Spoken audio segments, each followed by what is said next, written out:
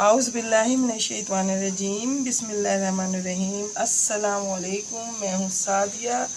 आप देख रहे हैं जेन्युइन कुकिंग विद सादिया। आज मैं आपके लिए बहुत ही मज़ेदार आसान तरीके से और बहुत सारे सीक्रेट है जिनका आज मैं पर्दा उठाऊंगी, आपके लिए लाई हूँ ये बेहतरीन सा सालन, कोफ्ते आलू का सालन, जो यकीनन आप एक मरतबा बनाएंगे इसकी बार बार फरमाइश आपके पास आएगी। तो आए हम अपनी इजी सी रेसिपी स्टार्ट। बिस्मिल्लाहिर्रहमानिर्रहीम। तो देखें, सबसे पहले कोफ्तों के लिए मैंने 1 पाव गाय का कीमा लिया है। तो इसमें ये स्पाइसेस जाएंगे, 1 टीस्पून नमक, 1 टीस्पून ज़ीरा, 1 टीस्पून पिसी मिर्च और 1 टीस्पून गरम मसाले का पाउडर। साथ में ये मैंने खशखश या खशखाश, जो भी इसे कहें, मैंने धो के रखी है और इसको मैं इसमें ऐड कर दूंगी। ये भी 1 टीस्पून है। ये 2 टेबलस्पून हरा धनिया है। ये तकरीबन 1.5 टेबलस्पून मैंने अदरक लहसुन का पेस्ट लिया है। ये तकरीबन 2 हरी मिर्चें हैं। इसको आप अपने टेस्ट के हिसाब से कम ज़्यादा कर सकते हैं। और ये इसकी बाइंडिंग के लिए ये स्पेशल तकरीबन 1.5 टेबलस्पून चने का पाउडर या चने का आटा, और ये 1 एग ये इसमें मैं डालूंगी। मैं प्याज इसमें हरगिज़ चॉप करके नहीं डालूंगी, क्योंकि प्याज पानी छोड़ती है और कोफ्तों को ख़राब करती है। इस वजह से मैंने इसमें प्याज नहीं डाली है, और मैं एग इसमें तोड़ के डालती हूँ और आपको ये बना के दिखाती हूँ। तो देखिए, मैंने एग इसमें डाल दिया है और अब हम इन तमाम चीज़ों को बहुत अच्छे तरीके से जो है वो मिक्स अप कर लेंगे। मैं इन तमाम चीज़ों को मिक्स करके आपको तमाम मसाला इसमें जो है मिक्स हो गया है। अब हम इनके छोटे छोटे से बॉल्स बना लेंगे। देखिए, यूँ करके बॉल्स बनाएं आप। अच्छा, इनको यूँ करना ज़रूरी होता है ताकि इनके अंदर की एयर निकल जाए और ये जो है फ्राई करते हुए टूटे ना। ये देखिए, इस तरीके से मैं तमाम बॉल्स आपको बना के दिखाती हूँ। और एग डालने का सबसे बड़ा फ़ायदा ये होता है कि जो लोग कोफ्ते बनाते हैं और उनके कोफ्ते जो हैं वो छोटे छोटे हो जाते हैं, सूख जाते हैं, तो इससे ये अंडे जो हैं अपनी शेप बरकरार रखेंगे और छोटे छोटे नहीं होंगे। तो मैं आपको तमाम कोफ्ते बना के दिखाती हूँ। बिस्मिल्लाहिर्रहमानिर्रहीम। तो देखें व्यूअर्स, मैंने तमाम कोफ्ते बना लिए हैं और अब हम इनको बिल्कुल थोड़े से तेल में फ्राई करेंगे।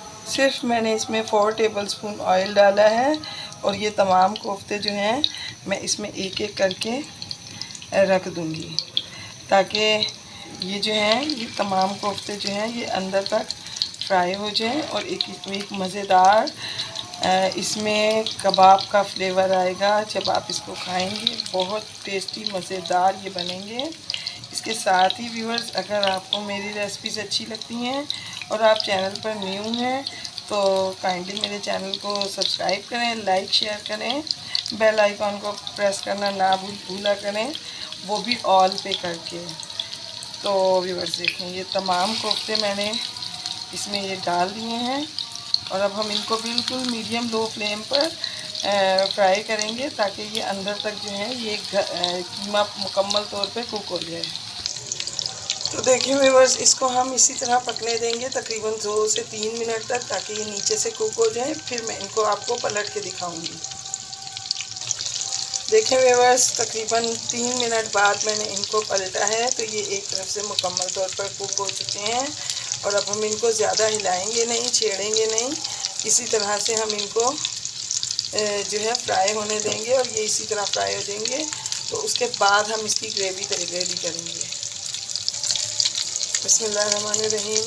तो देखें व्यूअर्स, ये कोफ्ते जो हैं तकरीबन तमाम जो हैं ये अच्छे से फ्राई हो गए हैं और इनका तमाम पानी निकल चुका है। तो ये देखें, अब ये कुक हैं, टोटली फ्राई हो चुके हैं। अब हम अपना फ्लेम ऑफ कर देंगे और अब मैं अपनी ग्रेवी तैयार करके आपको दिखाती हूँ। बिस्मिल्लाहिर्रहमानिर्रहीम। तो व्यूअर्स, ग्रेवी रेडी करने के लिए सबसे पहले ये देखें, ये तकरीबन 2 बड़े साइज़ की प्याज हैं जिन्हें मैंने काटा है। बड़े साइज़ की 2 प्याज हैं या ये छोटे साइज़ की थी मेरे पास, तो मैंने इसको तकरीबन छोटी 4 से 5 प्याज लिए हैं। और अगर आपके पास बड़ी हैं तो 2 प्याज लें और इसको अच्छे तरीके से इसमें हमने गोल्डन ब्राउन करना है, ताकि हमारी ग्रेवी का कलर बहुत अच्छा सा आए। और मुकम्मल रेसिपी को देखें स्किप किए बगैर, तो यकीनन आपको पूरे रेसिपी के जो तरीका है समझ में आएगा और इंशाल्लाह आपका जो कोफ्ते का सालन है वो भी बेहतरीन बनेगा। तो रेसिपी को फॉलो किया करें, स्किप मत किया कीजिए, इससे जो है आप बहुत काम की बातें जो हैं वो मिस कर देते हैं। बिस्मिल्लाहिर्रहमानिर्रहीम। तो देखिए व्यूअर्स, तकरीबन मुझे 2 से 3 मिनट लगे हैं। ये बिल्कुल जो है गोल्डन ब्राउन हो चुकी है। तो मैं इस प्याज को निकाल के इसका पेस्ट बना के तो आपको दिखाती हूँ। तो देखें व्यूअर्स, तमाम प्याज जो है मैंने जूसर के जग में डाल दी है और इसके अंदर अब मैं ये देखें, ये 1 पाव दही है। इस दही को मैं इसके अंदर डाल के तो इन दोनों का पेस्ट बना के आपको दिखाती हूँ। बिस्मिल्लाहिर्रहमानिर्रहीम। तो व्यूअर्स ये देखें, तकरीबन ये 1 टेबल स्पून जो है अदरक लहसुन का पेस्ट है। कोफ्ते बनाते हुए उसके बीच में मैंने अदरक लहसुन का पेस्ट डाला था, लेकिन ग्रेवी में जो है वो अलग से लाजमी डलेगा। और हम इसको पहले थोड़ा सा जो है, हमने इसको ब्लैक नहीं करना, थोड़ा सा इसको पकाना है ताकि इसकी हल्की सी स्मेल निकल जाए। तो अब ये इसके बाद बस देखें, सिर्फ 1 से 2 मिनट के करीब हमने इसको पकाना है। और ये देखें, ये दही और प्याज का पेस्ट मैंने इसमें ऐड किया है। और इस पॉइंट पर ये देखें, ये 1 टीस्पून पिसी मिर्च है, 1 टीस्पून गरम मसाला, 1 टीस्पून ज़ीरा, 1/4 टीस्पून हल्दी, 1 टीस्पून धनिया पाउडर, 1 टीस्पून नमक। ये तमाम चीज़ें हम इसमें ऐड करेंगे। ये तो हैं बेसिक मसाले, लेकिन आपको एक इसमें सीक्रेट मसाला भी मैं बताऊंगी जो हमारी ग्रेवी को जो है वो बिल्कुल डिफरेंट लुक देगा। और आज तक आपको किसी ने भी नहीं बताया होगा कि वो क्या सीक्रेट है जो कोफ्ते के सालन को, उसकी ग्रेवी को दूसरों से मुख्तलिफ करता है। तो हम इसकी अच्छे तरीके से अभी भुनाई करते हैं। हम इसको कवर करके रख देंगे। 2 से 3 मिनट के बाद मैं इसको आपको भून के दिखाती हूँ। बिस्मिल्लाहिर्रहमानिर्रहीम। तो देखें व्यूअर्स, तकरीबन 3 से 4 मिनट लगे हैं मुझे और ये हमारी जो ग्रेवी है वो बिल्कुल रेडी है। ये देखें, मसाला फट चुका है बिल्कुल, ये जो है रेडी है। मसाला भुनने की पहचान होती है कि इस तरह इसमें दाने दाने पड़ जाते हैं। तो ये इस वक्त मुकम्मल तौर पर रेडी है। इस पॉइंट पर हम इसके अंदर ये देखें, ये मैंने जो कोफ्ते रेडी किए थे, इन कोफ्तों को मैं इसमें डाल दूँगी और इस मसाले के साथ हम इसको थोड़ा सा भूनेंगे, मिक्सअप करेंगे। तो देखें, मैंने जिस तरीके से इन कोफ्तों को रेडी किया है, इसमें कोई ज़रूरत नहीं है कि आप इसको 15 मिनट के लिए मसाले में ढक के रखें और पकाएं, ये करें वो करें, कुछ भी नहीं। ये फुल डन है, इनको ज़रूरत नहीं है किसी भी चीज़ की। अच्छा, इसके साथ ही हम इसमें आलू ऐड कर देंगे। तकरीबन ये देखें, मैंने 3 से 4 आलू जो हैं काट के मैंने इनको इस तरह से तो इसमें ऐड किया है। हम इनको पानी डाल के गलने के लिए रख देंगे। इस वक्त मैं आपको एक सीक्रेट बताती हूँ कि इसके अंदर हम क्या चीज़ ऐड करेंगे जिससे इसका टेस्ट टोटली डिफरेंट हो जाएगा। बिस्मिल्लाहिर्रहमानिर्रहीम। तो ये देखें, इसमें जितना आपको पसंद है ग्रेवी, आप उस हिसाब से पानी डालें। इसका थोड़ा सा जो शोरबा है वो पतला ही अच्छा लगता है, बहुत ज़्यादा जो है ना गाढ़ा गाढ़ा वो मज़े का नहीं लगता। तो मैंने इसमें 1 गिलास पानी भर के डाला है। तो ये जो है, जब ये गलेंगे तो गलने के बाद जो है इसका पानी नॉर्मल हो जाएगा।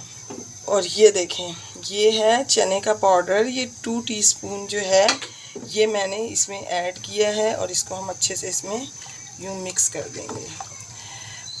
यकीन माने कि इसको शामिल करने से चने के पाउडर को, इसका टेस्ट भी चेंज हो जाएगा, टेक्सचर भी चेंज हो जाएगा और आप वाकई ही कहेंगे कि कोई चीज़ जो है वो रेडी हुई है। ये राज आपको कोई भी नहीं बताएगा। एक मरतबा आप इस तरीके से बनाएंगे तो आप हमेशा ऐसे ही बनाएंगे।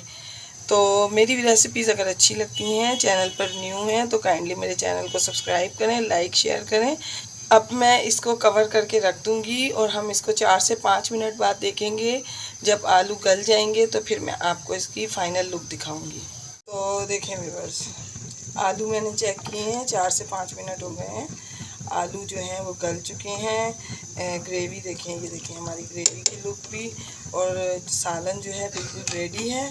मैं इसको आपको डिश आउट करके दिखाती हूँ। बिस्मिल्लाहिर्रहमानिर्रहीम। तो देखें व्यूअर्स, माशाल्लाह मेरे सालन की फ़ाइनल लुक देखें। ये कोफ्ते बन के रेडी हैं।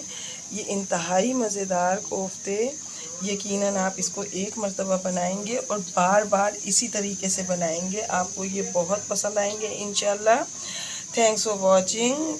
मैं इसी तरह आपके लिए मज़ीद रेसिपीज़ लेके आती रहूँगी और मैं अपनी दुआओं में आपको याद रखती हूँ। आप भी मुझे अपनी दुआओं में याद रखा कीजिए। तो मिलते हैं किसी नेक्स्ट रेसिपी के साथ। ओके, अल्लाह हाफिज़।